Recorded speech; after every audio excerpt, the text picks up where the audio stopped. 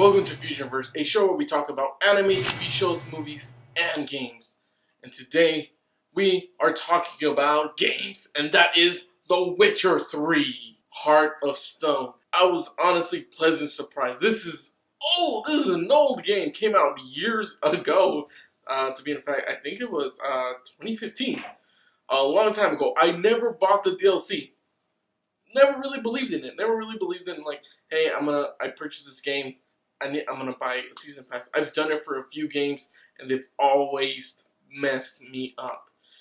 Very disappointing in a lot of DLC that I've purchased. Hell, I already bought the season pass for Ni no Kuni 2, and it hasn't even come out yet, and I kind of regret that. I have buyer's remorse.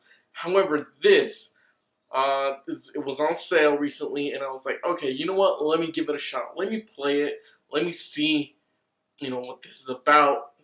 I got it pretty cheap, good deal. So I was like, all right, let's do this. And I was honestly very surprised of how good this was.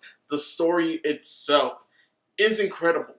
Okay, there's just so much attention to detail within the story. The characters, just how they're developed, the interaction, they kind of stand out a lot. Specifically, one in particular was one of the main characters of the story, who it revolves around.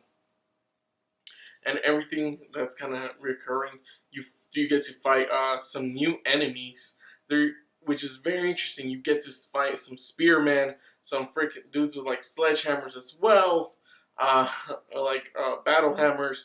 You get to fight individuals with like shields as well as like new types of classes of enemies, bandits, which is really great because they actually pose a challenge.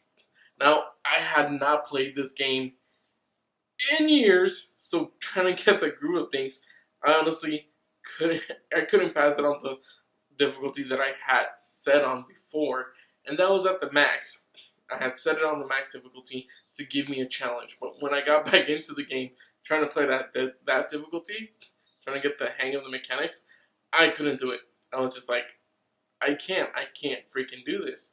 So I had to put it all the way back down so I could get the hang of this. But either way, you will get some type of challenge. You will get so much from this game. You get new sets of armor, new sets of weapons, and just like I said, the dynamic of the story, everything that revolves around this one character is pretty incredible. I believe his name is Olgierd. Hopefully I'm saying that correctly. But yes, you get to just kind of interact with all these different types of people. And you get to do kind of like a heist situation where, things can, depending on how you're playing, they may go right or they may go wrong. I played a certain way, and I ended up killing a lot of the people that were with me, personally, because they wanted to betray me, and I was like, nah, you're dead, you're done. But it all depends on your playstyle, how you're going to do things. You get to play more Gwent, which honestly, at first, when I first played it, I was just engulfed in it, friggin' loved it, trying to face, new people. But then after I got out of it, I was like, I don't even remember how to play this. But playing this again just got me into the groove of things, of how to play, how to strategize against your opponent, and it was a lot of fun. Now, you will get to see, like I said, new characters, new missions that are very interesting. You will get to fight a new type of being that's not of this world, or of that world. And he was a freaking challenge. He was like literally a freaking like monster of Frankenstein. He reminded me a little also of Smiley. It's a movie. Here's what he looks like. It was very creepy. But yeah, the whole experience had me freaked out at times. Like, oh man, I gotta wait till like daylight to play this game or continue this story, because it was kind of scary for me, like just playing that at night. But nevertheless, I highly recommend this type. I recommend this DLC that you buy the season pass. I will be doing a live stream of Blood and Wine, and I think I'm going to be doing that at night for possibly 2 hours or so. So get to enjoy it, and get to showcase it as well. If you're not interested, well, of course, I'm providing you with gameplay as well of the Heart of Stone. But Blood and Wine, I cannot wait to get that. I heard it's pretty scary, like vampires and stuff like that. New class of vampires in a dense new world, new map, and honestly, cannot wait.